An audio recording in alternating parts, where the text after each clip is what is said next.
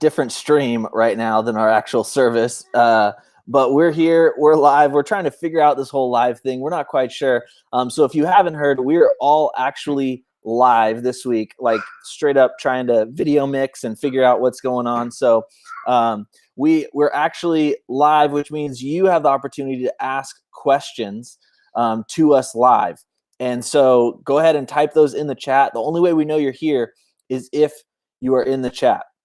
So get in the chat, start commenting, start letting us know where you're at, and we will answer your questions. Just know there's a little bit of a delay though, so make sure that you are ready for that. Make sure you're ready for just a couple minutes behind as far as your questions being asked and answered. So we're trying to get everyone over on this chat right now. I'm still working on that. You guys are with us for the very first service right now, so you know there's some issues going on. I'm telling everyone right now, go to the other video.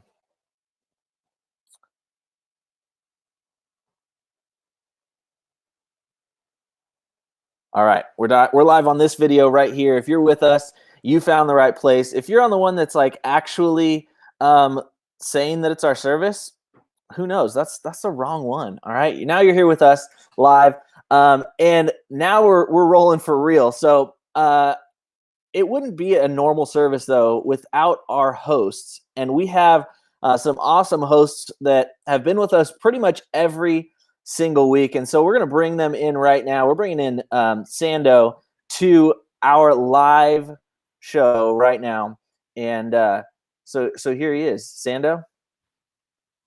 Yeah, I mean, I was hoping it could just be me this Sunday because I think honestly hosting works better that way. But I guess if we got to have Skip or Jared, like one of them can come join and offer things that aren't very funny or cool. So come on, Skip or Jared or whoever you are. Hey, he's not there. Awesome. Oh, no. I think that's rude. You know, after all I do I bought you better cheddars last week, Sando. You know what I'm saying? They were delicious. You know what you kind of look like? You look like one of those traffic cones. That's what I was going for. I actually repped it. This is our summer camp shirt last year for Elevate. I was like, oh, but it's pretty ugly shirt. You know, I just wear it. Lean back for a second. I want to see it again. It's like Donkey Kong. Nice, dude. Yeah. It looks good. Is your mom getting tired of you living in her basement yet? Well, that's actually Skip. I'm Jared. Those are two separate people. But I talked to Skip this week via FaceTime. It was very uncomfortable. But his mom asked him again, wants to move out. And his mom responded like, well, I don't care where you go. You just need to get out. This is disgusting. You can't keep setting up marble races everywhere. His mom broke his hip last week, too, because she tripped on all of his marbles. Whoa. And she was like, oh, Wilson, no. So you guys could do like a parent trap. Because you're pretty much the same. We've thought about switching before, but just Skip makes me feel very uncomfortable as well. So it's a mutual feeling. It's a mutual, well, not mutual because he like really loves me and cares for me. And I don't know. I mean, I've had enough hearing about your and Skip's personal life. You know, we are all still on quarantine along with like you and Skip, and so.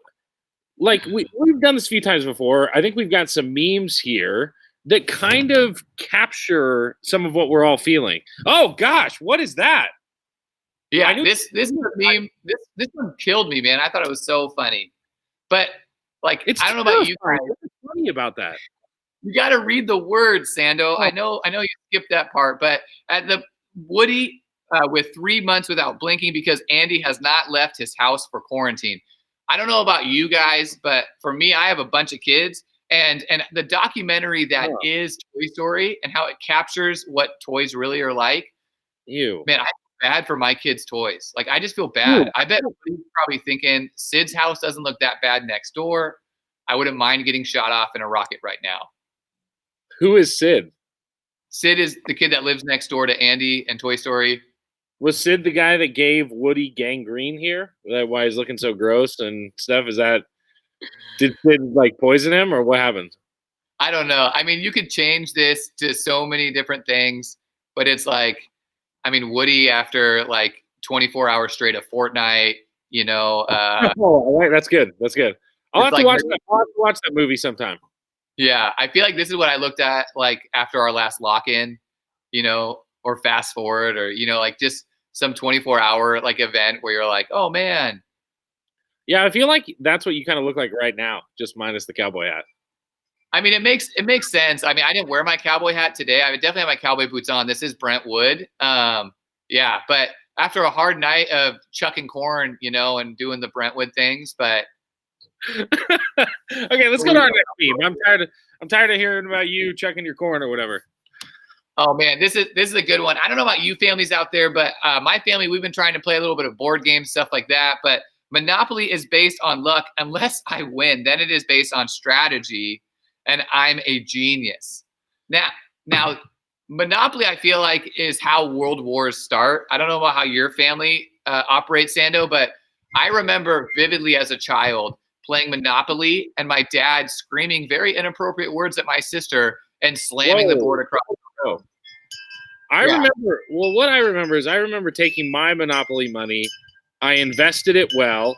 People thought that I was playing the game. They thought they had a one-up on me, but they didn't see that I was an angel investor in many other things. And so I built my Monopoly empire. I then created like a mafia. And my mafia went around and it essentially usurped the other territories. So I've got a little bit deeper strategy when it comes to Monopoly. So I always win. So I don't know what this talk of luck is about. I think this is like a Jake Rexroad burner account or whatever that posted this, because I know he's playing Monopoly all the time and he gets so upset when he loses, which is all the time. So this must be Jake's burner account. Oh man, wow, a lot of shots fired there. You know. And just your humility, though, it's so good. But moving on, next one. This meme brought me back because I think, Sando, like for anyone our age, I mean, you just love SpongeBob, but his parents. I got the SpongeBob Tims, dog. You know I love SpongeBob. Dude, that I mean, SpongeBob is life. You know what I'm saying? But parents be winning the argument. Tastes like disrespect. I feel like every time. Go for it, Sando. This is big facts. This is big facts right here. Because like when you're a kid or even when you're an adult and like you get in a conversation with your parents and you start to win, all of a sudden your tone is disrespectful, or you know, like it doesn't matter if you're talking even like in a normal voice. If you start to win, it's automatically disrespectful. So I feel that one hits different. And it hits different too when it says it's the way it's cut short a little bit. Parents, when you win in the argument, like they took off the RE, and so it hits different for me. Yeah, no, 100%. And I feel like every time I won an argument with my parents, especially when I got older, like 18, you know, and I was still at home, and I would be like, and then just be like, but it's just the tone you said it was so disrespectful, and you're like, yeah. What about when you got in an argument when you were 32 and still at home? I think you keep mistaking me for Skip, but I get my response to these sometimes. But I do know that Skip has FaceTimed me quite a few times, and he relates with this meme very well, because I mean his mom's trying to kick him out once again, and it's just a really rough time. Well, you guys can probably talk about this offline. I'm not really interested. I kind of tuned out a while ago. So, but tune me back in here. We've got some exciting stuff coming up, like that's Cornerstone students related that I think we need to talk about, right? Yeah, and I'm so proud of you. That was like the first time you've ever transitioned to anything within our hosting time. So yeah, I was pretty bored. Put a clapped hand emoji in there and just put a thumbs up for Sando's growth process. I'm just so glad that you have you've come so far this time, Sando. Our hosting time is going to be so far and fought so hard, and in the end, it didn't even matter. All right, so coming up this week, you guys, this Saturday, we have a drive-through grad night for you. I know your guys' high schools are doing drive-through graduations or walk-through graduations. I know there's social distancing graduations, but grad night, I think, has been canceled across the board. And so we don't want to miss out on this amazing opportunity to celebrate you guys, to celebrate our seniors. You guys have done such an amazing job. And I think of the seniors in Brentwood and how blessed I've been to be their youth pastor. Thinking across the board from our whitewater rafting trip in the beginning of the year, seniors, you have just like you've done so much for this ministry across all the campuses. So we want to celebrate you guys. So Yeah, we are having a group grad night. Also, I got like a cool rainbow on my screen. You see that? It's just the word provision. That's all. The Lord is showing His favor upon me right now. No, but speaking of our seniors, like we are obviously under the current circumstances, we wish we could do more. But with what's going on with shelter in place and all the coronavirus stuff, like we're putting together something that's within our ability to do stuff right now. And so we're gonna have pizza, we're gonna have gifts to give away, some games, some prizes, a DJ, music. Like we're going to create the atmosphere so that you can come out, get out of your house, like come drive through, whether it's yourself or with your parents. And we're going to put on a party for you guys just to make sure you feel celebrated, because we know things have been pretty weird. Yeah. And we understand it's at 9 p.m. It's a little bit later, but all 5 campuses are coming together. And this is really to be a grad night celebration. We know that the majority of you are staying up much later than 9 p.m. Most of you are waking up at like 8:30 p.m. anyway. So come drive through. We got free pizza. We got DJ. We got all kinds of this amazing grad night thing. We're trying to think out of the box and make you guys feel just so appreciated and loved, because honestly, you deserve it. Yeah. Yeah. I'm really looking forward to that, Jared. It's going to be good, man. Make sure you're going to have to RSVP though. So you got an email already. We'll send you another one. If you have any questions, DM us on our social media account. Make sure that you guys don't miss out on it, but we want you to be there. RSVP. I can't make you guys understand. We want you there, and you are going to be glad that you came and that this party happened. But next, guys, RSVPECT. That is what it means to me. RSVPECT. Get there, sign up, and make it happen. I really hope that we can somehow turn that into a national TikTok rage. We'll ask Griff how to make it go viral. But next, you guys, we're going to go to our game time. We have an amazing game plan. So we're going to bring the other youth pastors in as we bring back one of the classic games of my childhood. And there we go. I can hear them. I hear you guys opening up your marshmallows. Yo. What up? What's up, guys?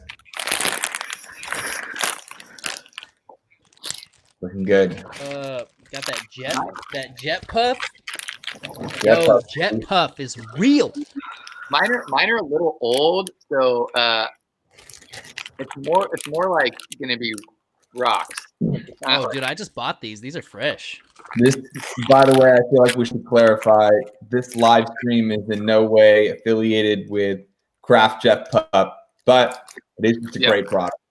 But it is affiliated with Campfire. Oh, Campfire. wow. There it goes.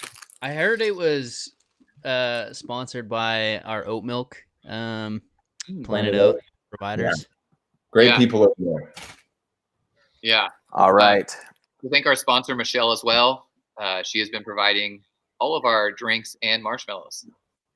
Dude, I want to thank the 64 people watching us live right now. Sorry, Hannah, you can't have any as this is happening, 64 of you are watching, and I'm pumped about that. And Jake's set up with his podcast microphone. You gotta go pro, dog. Can you just give us like an intro right now? Like, welcome to CF Students Live. We're here. It's crisp early morning at 11:15 a.m. and we're very excited. That's good. Dude, all right, we are going to start this right now. How this game works is we put a marshmallow in our mouth and we have to say the word Chubby Bunny. And if you can say it and it sounds good, and then you move on to the next round. If you can't and it sounds like you are out. So I think we're going to start with. Should we start with 3? What do you guys say in the comments? Let us know. 3, 5. What are we starting with? Let's do 3. Right, let's start with 3. Ready? Oh no! This is already getting a little hard. I've never played this before. You've never played this before? No. I heard it was like illegal. I'm pretty sure In it is most illegal. Yeah. All right. I So now we got to go around and take turns saying Chubby Bunny. So I'm going to start right now. You gotta say Chubby Bunny. Chubby. Chubby Bunny. Sando says we need to say RSVPECT. RSVPECT. I feel like Griff or Chubby Bunny. There you go. Chubby Bunny. That's good, Jake. Chubby Bunny. What up, Wow, Chubby look Bunny? at you. Look at you. What up, Chubby Bunny? Jake just All looks right. like he got his teeth pulled. Add Amalo. Just one? Just one. I'm gonna choke and die. Chubby Bunny. Chubby Bunny. Chubby Bunny? Chubby Bunny? Chubby Bunny. Okay, I think we're ready to add another one. You guys, how you guys doing? I'm not. They're one of them's dissolving. I'm not gonna lie. Okay, another one. I'm not doing well. I'm really not doing well. Chubby. Uh-oh. Ew! Oh my god! Chubby Bunny. That almost made me throw up. Chubby Bunny. Chubby Bunny. Chubby Bunny. I think I'm out. Oh, dude. Oh. I think I'm out. What is going on with Todd? Oh, Todd. Guys, I think I lost. I think I lost. I'm out. I'm gone. I'm out too. I couldn't say it. Are we adding another? Is it me and Jared? One more? It's Yeah. Jared and Jake. All right. I just want you to know, Jake, I'm the Mount Gilead 1996 Chubby Bunny champ. Wow. 96 was a great year. Yeah, was that the year you were born? That's right.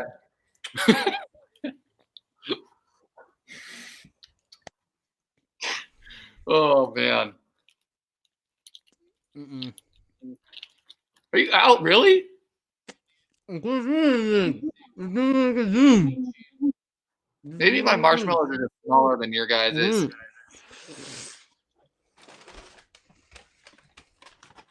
Are you going to spit them out? That's a total waste of marshmallows. These are perfectly good. Dude, they were making me like gag. I can't do that. Jake, you're out of here, dude. You lost. Jared, how many was that for you? Well, I just started eating them, but we started with 3. I think it was like 7. 7? Dude, you crushed it. 7, you are the champion. I appreciate that. You're awesome. All right. See you later. All right, guys. As you might have remembered, we've been doing a series called Stories, and what we want is for you guys to hear our stories, to hear the things that have shaped us into the people we are. And I know that as you watch those, they were super impactful. We heard from many of you on how awesome it was, but I know that a lot of you have questions, and so we wanted to do a question and answer right now. So if you guys have questions for any of us, really on anything, but specifically about our stories, go ahead and type them in the chat, and we will be answering those questions for you. So we're going to give you an opportunity to do that. But this series has just been awesome. We've been loving it, and so we're going to jump right back into our stories series.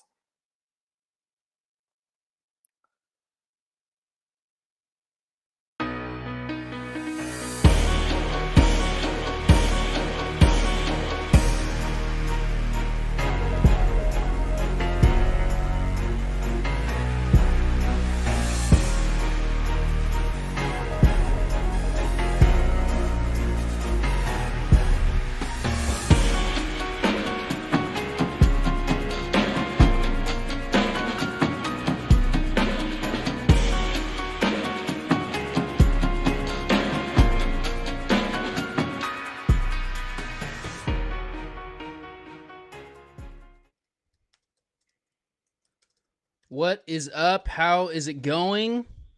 We are so excited to be live with you guys right now.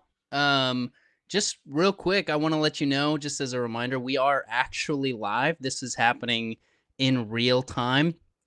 I would, right now, like Todd said, we're going to be asking all of our youth pastors questions about their stories. And so, what I would like for you guys to do, just to reiterate what Todd said, is just start asking questions in the chat, because just full transparency, or whatever that word is, there's like a couple of second delay.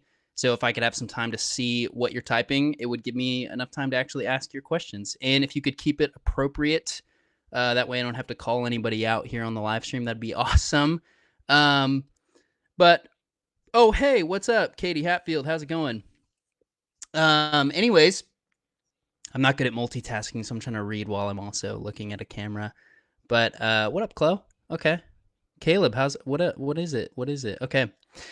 So for our story series, if you weren't there, if you didn't see all of us share them, I just want to remind you, they are still on YouTube. You can go back and watch those. That is how the internet works. It's amazing. I love it so much.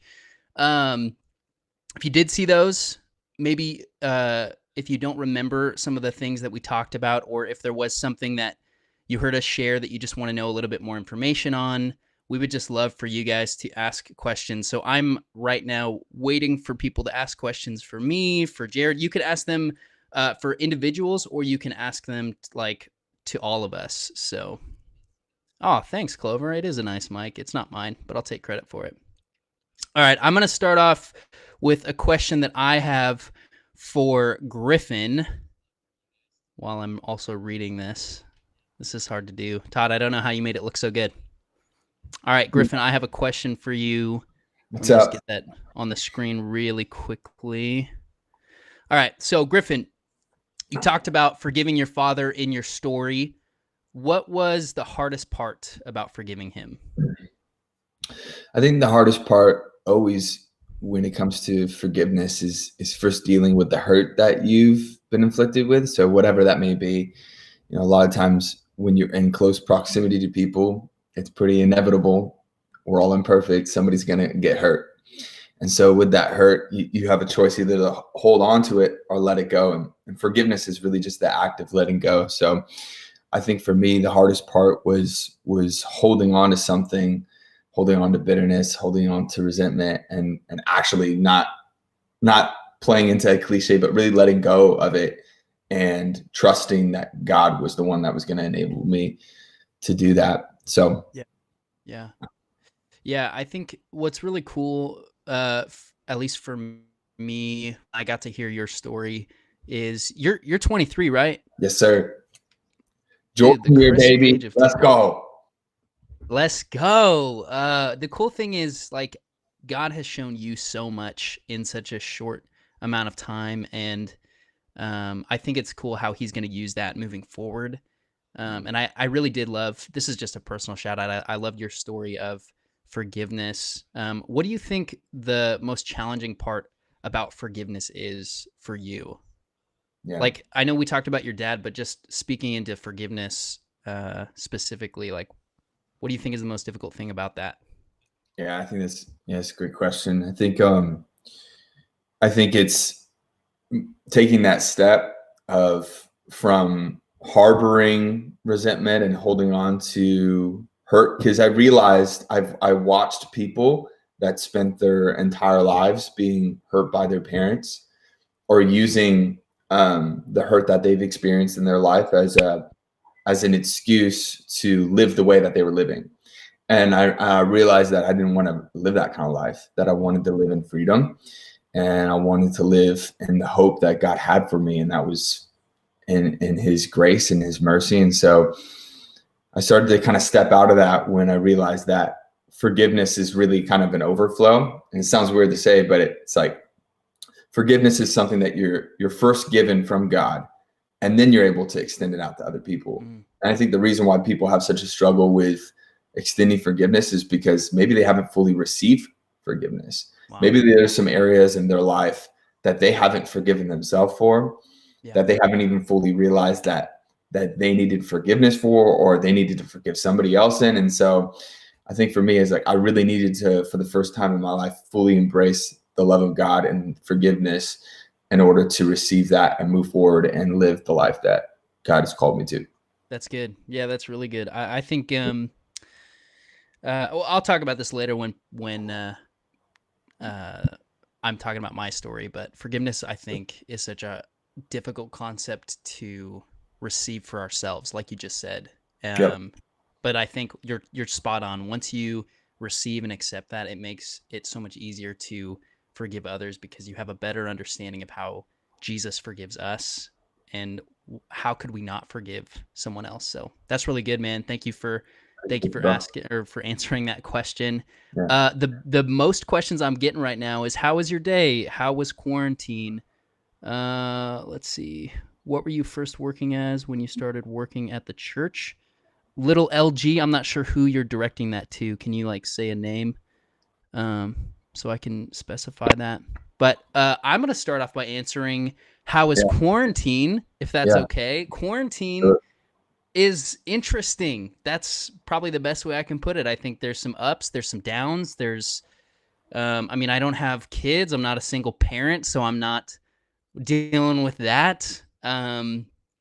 It's been like, I don't know, some days are really good where I feel like I'm being productive. Some days are boring and I feel like I have no motivation to do anything. You should see my front lawn right now. It looks terrible. Learning how to do online church is a new experience for all of us.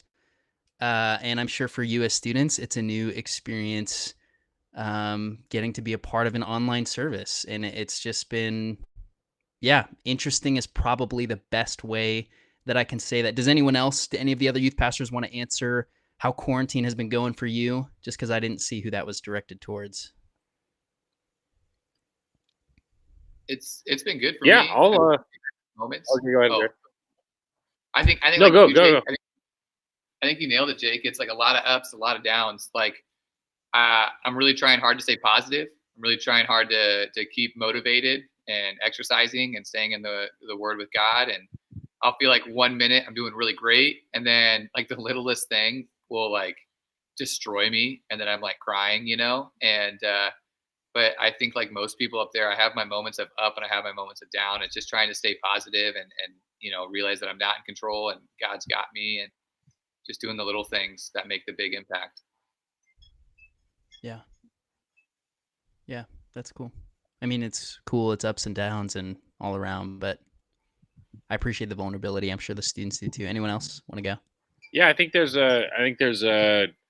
this is like a major paradigm shift for how many of us do life. And for me, slowing things down has caused me to focus in on some things that I think God wanted to show me, and wanted me to work through too. And in that space, it's not always comfortable space, because a lot of times it reveals things about us that we either try to ignore or we don't want to acknowledge, or maybe are difficult to face. But when we enter into that space and allow God to be in that space with us, some really cool stuff can happen there. So I'm with everyone else, where it's like there's been some amazing days where it's like super hopeful, super positive, and there's been some really tough days too, where a lot of anxiety and a lot of a worry. But what I've found time and time again is that God meets me in that space, and God's so cool because he doesn't limit himself to actually, I don't even think he can limit himself, but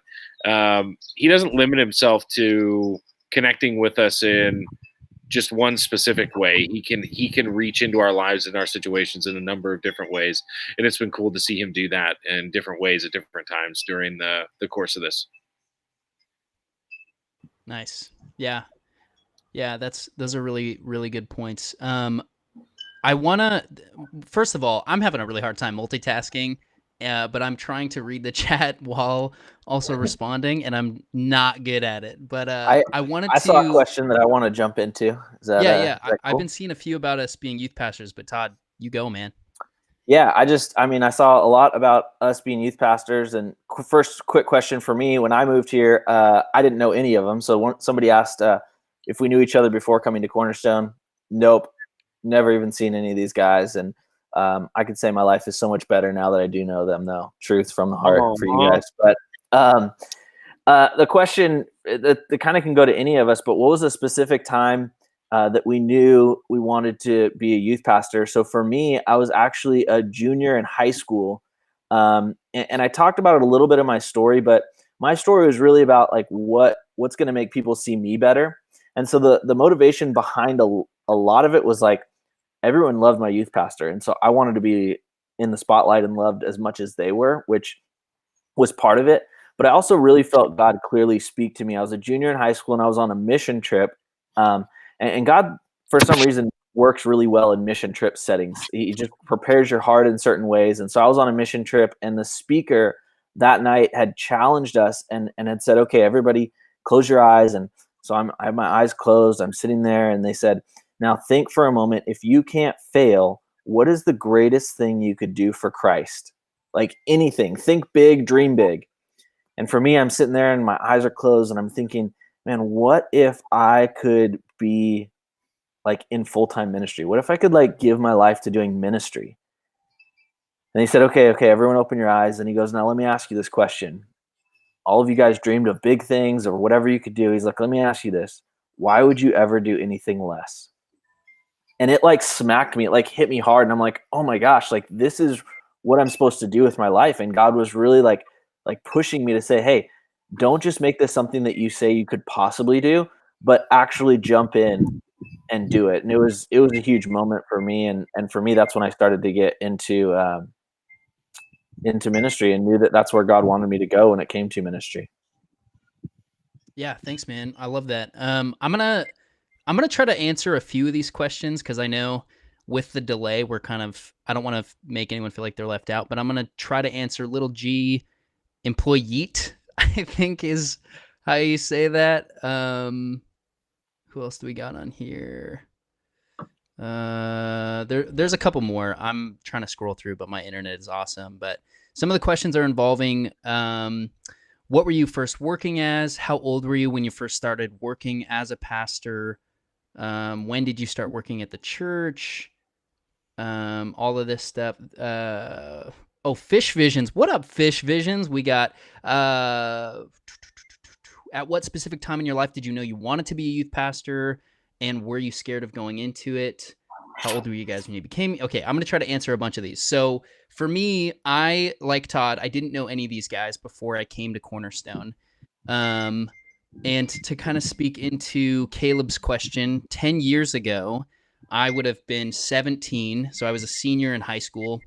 And maybe I was a junior. Yeah, I was a junior. And I was just getting back from, I got sent to a correctional facility. And 10 years ago, ministry was not on my mind. Church was not even really on my mind. I thought, I think there were moments in my life where I thought I was going to become like a famous person where I would do like music. And I went through this whole like rap era. It was really embarrassing. And I don't really like talking about it, but I'm doing it now.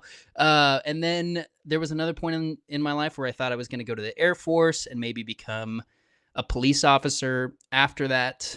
And then if you have heard my story, if you haven't, you should go back and watch it. But when the Air Force thing didn't work out because of my own personal decisions, I didn't have a direction for my life. I was caught up in the world of drugs, in the world of alcohol, and that was what I lived for. There wasn't an end goal. There was no like, okay, I'm going to get this career and I'm going to do this. It was just like, okay, how can I make money so that I can spend that money on drugs?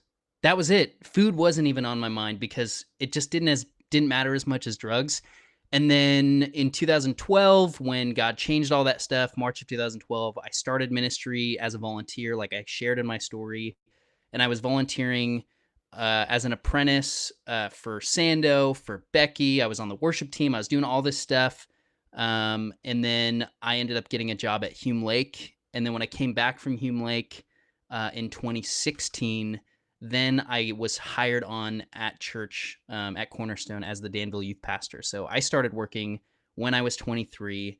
I was terrified going into ministry because I think after volunteering for a long time, I felt like, man, I have all the answers. I know exactly what I'm doing. And then I started and was like, I have no clue what I'm doing. And there are still some days when I'm just like, God, why did you choose me? Why am I doing this? And he's like, because I chose you, man, because I chose you. And I'm sure the other youth pastors would probably say the same statement, that we know we're in this because God has called us to this. And there are parts about it that are scary, but honestly, what keeps me anchored in this and what keeps me moving forward is trusting that this isn't about my plans. This isn't about what I can do for ministry. This is how God is using me and what Jesus has in mind, for all of us as youth pastors. And I know for a fact that that's why we do what we do, is because we're trying to further the kingdom, not because of our strengths, but because of the strength God gives us. And Josh, Kim, we are blessed with such good genes, because we just are. That's all I got. Okay, moving on. Does anyone else want to answer one of these questions? Oh, there was one specifically for me. I just want to answer it real quick before I talk for too long. This is from Naomi. It says, what was the hardest challenge you faced in your walk with God? How hard was it for you to focus on God's call when people around you turn their backs against God? Dude, that, the general dude, not specifying that as like a guy thing. The hardest challenge I faced and that I face in my walk with God is, I shared that my struggle was with insecurity and believing that I was enough. And the truth is, that is something that I have to conquer and battle every single day.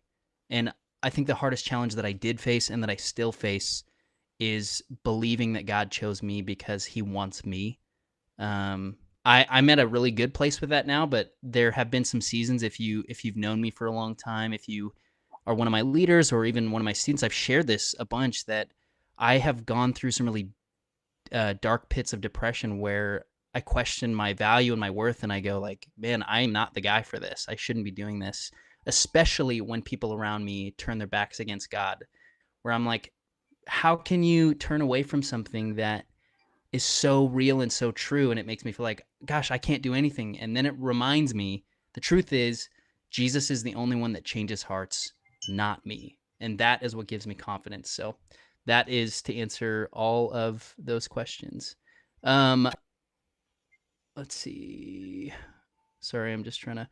What was it like to find friends and Cornerstone? How's it made an impact? I want to ask this question to Sando. This is from G Money Bubs.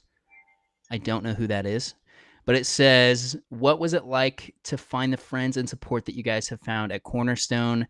How has it made an impact?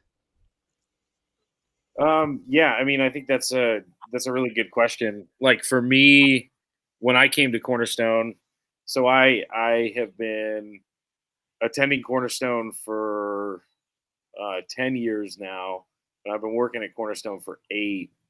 And when I came to Cornerstone, that's when I really realized that Christians could also be cool. Like I didn't have prior to that, I didn't have none of my closest friends loved Jesus. None of my closest friends were involved in the church. And so coming to Cornerstone and realizing, especially in student ministries, when I was apprenticing for Steve Ingold, and realizing there were other adults there that loved Jesus, that wanted to serve students, and it just created this like so many friendships that became the people that walked with me through my best seasons and my most difficult seasons, and some of my closest friends now, like including all the other youth pastors. And that's one of the things I love about the culture around Cornerstone, is that it creates space for Christians to be real people too.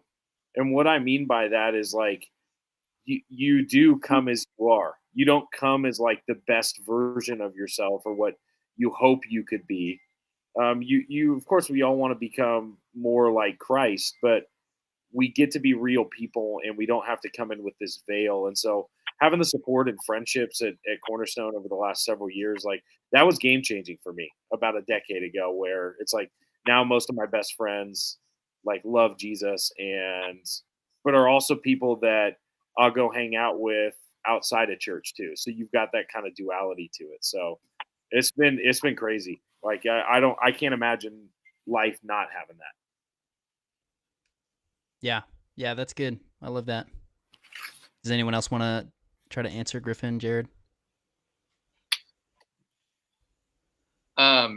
Yeah, there's been a lot of good questions. And even to that, like the friends question. I mean, there's been so many good questions. And I think Catherine said it. She asked if we could have a party after this. And I think we're all on board, Catherine, with throwing a big party with us all there. I was just going to say that. We're down.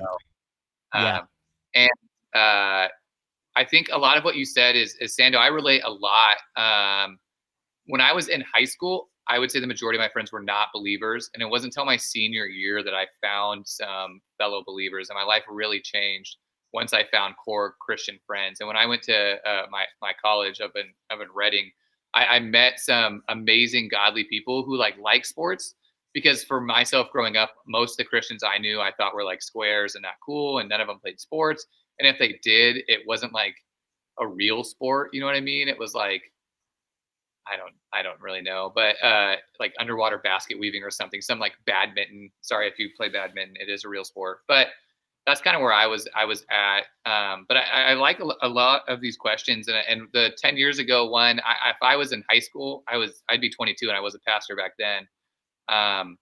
But before, like growing up, I said it in my story, I wanted to be a football player. I wanted to be a professional football player.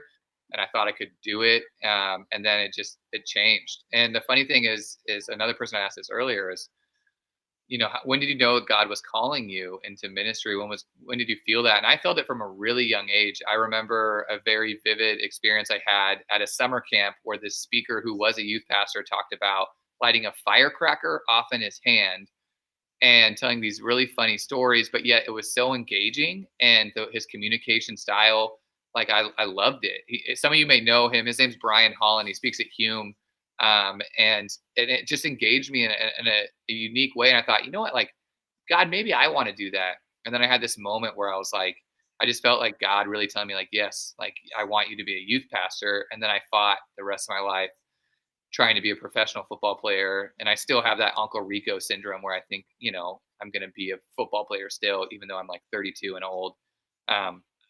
But yeah, one of the questions I thought was really good, Jake, and I don't know if we could go to this, is what has God taught you during quarantine? Because God's really taught me a lot. And I know Sando and we had a good conversation a couple weeks ago about this, and I'll let he could share it for himself. But for me, like, God has really taught me to slow down. God has really put me on this like weird spiritual awakening, where I've just really fallen in love with reading God's word and waking up at like 4 and 5 a.m. and digging into God's word. And I know that seems ridiculous, but I also go to bed at like 7 or 8 o'clock because I'm an old man. But this time and all the difficulties and all the struggles, like God has really taught me a lot and removed my ability to be in control, and reminded me that he is in control, and really just reminded me of my need for him, my need for a savior, my need to be in relationship and community with him, because I know I'm isolated, but I'm not isolated spiritually. I'm not isolated from God's presence. I'm not isolated from God's word. I'm not isolated from God's creation. I'm not isolated when it comes to me worshiping him and feeling his presence and being still. And all of those things are an amazing reminder for me of like what I can do. So I think that's what God's really taught me. Jake, I don't know if we have any other questions that you can go to. But also, funny story, Sando and I kind of knew each other before. We played basketball against each other in high school. Sando played, I sat on the bench, but my team still won. Yeah, maybe. Anyways, I'm kind of bored talking about that. I have a question for Griffin. This is written from, I already forgot. Is it Elise? I don't know. I already forgot she said the other day how to pronounce it, but it says, what helped you feel emotionally prepared to try and work things out with your dad? That is a great question. Yeah, it's a really powerful question. I think for me, it started with the realization that I was never going to be ready for it. And I know that sounds like kind of like a cop-out, but it's so true for me, because if you wait to be ready, to be emotionally ready to make a big decision like that, you'll never do it for the most part. And so I actually had to make a decision not out of my desire, but out of my faith. Mm. And you will come to find that some of the best decisions that you make in your life and the decisions that actually alter your life are not based in your emotions. They're based in your belief in who God is in your life. And so I actually never felt ready. I didn't want to forgive my dad. In fact, I was still emotionally hurt and was still processing a lot of those things. But I made a decision that I knew was going to help me and help our relationship. And I had a bigger view of who God was in my life than the problem that was in front of me. And so I would just encourage you, maybe right now you're like waiting for that perfect moment for that like epiphany from God to go, this is the time to forgive that person. There's never the time to forgive somebody is right now. Don't wait. Amen. Don't ever wait. Because the only person, and it's a cliche, but is that you're hurting is yourself. And so I would say rush and run to forgiving people, but don't wait to be emotionally ready. Process those emotions, but don't wait for like that epiphany, because God will work through that. And there's never like a clear picture of what that looks like. And I think a lot of people oftentimes, and I'll just finish with this, will use that. And I'm not saying you are, but I did for the longest time. I would use that as an excuse. Oh, I'm still hurt, so I'm not going to do it. Oh, God actually, I think it's a step of faith. It's a leap of faith to go, I'm still processing this. I'm still hurt, but I believe God's bigger than this, and I'm going to trust that he's going to work. And it's so crazy how a little mustard seed of faith, a little bit of faith can do something so beautiful in your life when you're willing to step forward and see how it grows. And so that's what I would say to that question. It's a great question. Thank you for asking. Yeah, that's awesome. Thanks for answering that. That's a really, it's a good question, but that's a great answer. And not to be that churchy guy, but it just makes me think about all the things Jesus went through and yet was still able to say, Father, forgive them. Yeah. Like that. How could you be emotionally ready to forgive someone as they're literally driving a nail through your body? Like that sounds super churchy. That's a great point, bro. Because Jesus gives us the example of it. While not even like after there's resolve, while they're attacking him, right? In the process of killing him, he's forgiving. Yeah, so that's the encouragement, I think. Crazy. Can you imagine how different the story would be if Jesus like went through all that, was really flustered about it, came back from the dead, and like rose from the grave, and then was like, I really need to I'm not ready to forgive them yet. I really just need to process this and really go get some boba and just sit on it for a little while before that would be a different story. So thanks, bro. Or waiting until they came to him. Waiting till they came to him. I'm going to wait till be the initiator when it comes to forgiveness. Yeah, dude. It's such a great answer. Michael is really wondering when we decided to give our lives to Christ. So I think all of us should answer that real quickly. And then maybe we will do one more question, and then I'm going to send it back to Griff to kind of wrap it up. But when we decided to give our lives to Christ, first of all, Michael, I'm pretty sure that's what your name is. I'm just going to make a little plug here. If you watch our testimonies, boom, it's in there. But for me, fully was in March of 2012. I went through a lot of things in my past. That's in my story. I don't have time to share it on here, but it's luckily on YouTube. And I grew up Christian, but I wasn't fully ready to give my life to Jesus, or I didn't really know what that meant. And so March of 2012, everything changed for me. God spoke through to me, and that's when I fully gave my life to Christ. So, yeah.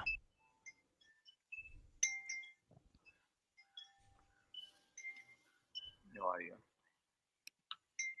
Todd, I think you're muted, bro. There we go. All right. I'm back.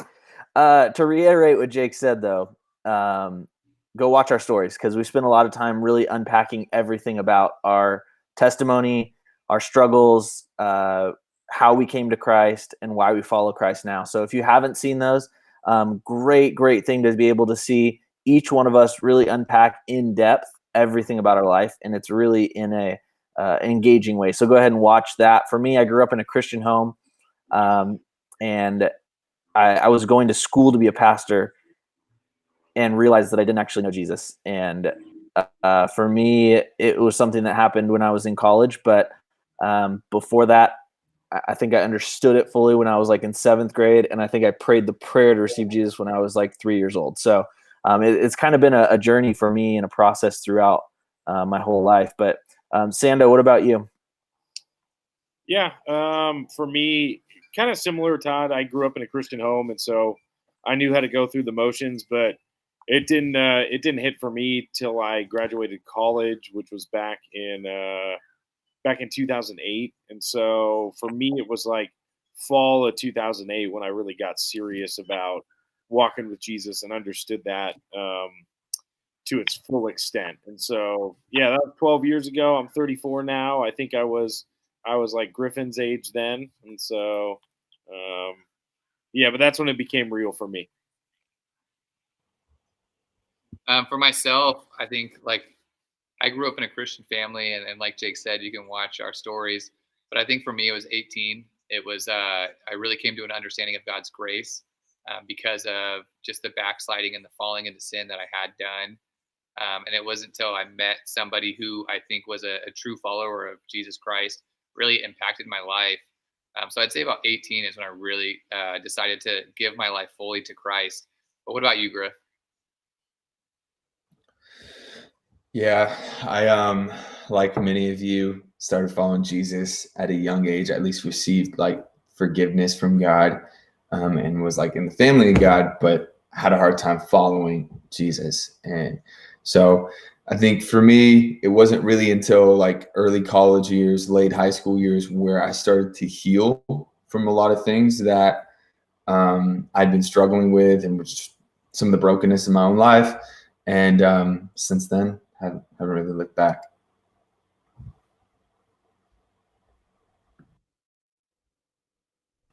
Yeah, that's good, man. Hey, I think that's all the time we have for questions. We're trying to keep this under an hour, even though this is super awesome. I've really loved enjoying seeing all of you guys in the chat, trying to answer every single question, multitasking, whatever the loading thing is that Hannah is sending. I have no idea what that means. But this was super fun. I'm going to send it over to Griffin, and he's just going to close us out in a time of prayer. So thanks, guys. Yeah, let's do it. Lord Jesus, just thank you so much that you still speak to us, even through online platforms and live streaming, whatever it may be, God. You're always in the business of trying to meet us exactly where we're at right now, God. So I just pray for anyone on this Sunday who feels far from you, who feels distant. I pray, God, that you would remind them that you're with them, you're for them, you love them so much, God. We pray that we would not waste this time in quarantine, but we would use it as an opportunity to be connected with you and with other people. We love you so much, Jesus. I pray all these things in your name. Amen.